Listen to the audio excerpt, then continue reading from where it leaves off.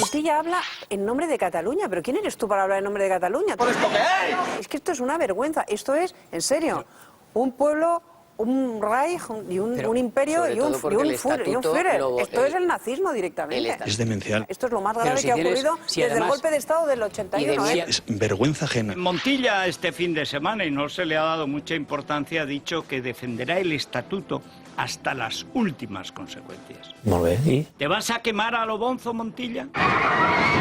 ¿Tienes sicarios preparados para atentar en Madrid? ¿Vas a mandar algún hombre bomba o consejero bomba al Constitucional?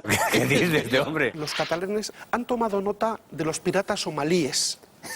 Saben que presionando a Z paga. Es que esto es muy gordo, ¿eh? Sí, sabemos perfectamente por compañeros que desde la Generalitat se dictan titulares, Pero porque ¿cómo están puedes subvencionados. Eso es gravísimo, ¿eh? Si el rey hablara, lo que pasa es que se quedó callado hace 3 años desde el ¿por qué no te callas?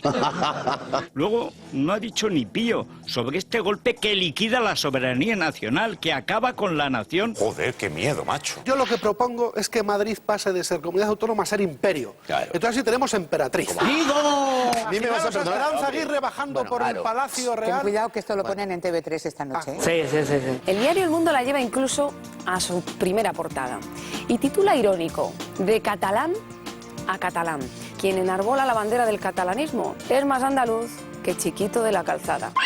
Si el Constitucional rebaja el estatuto y ustedes se empeñan en cumplirlo tal y como salió del referéndum, en algún caso, por algún lado se rompe ese Tendremos acatamiento algún al pequeño Constitucional. problema. Que dice que saquemos la pistola.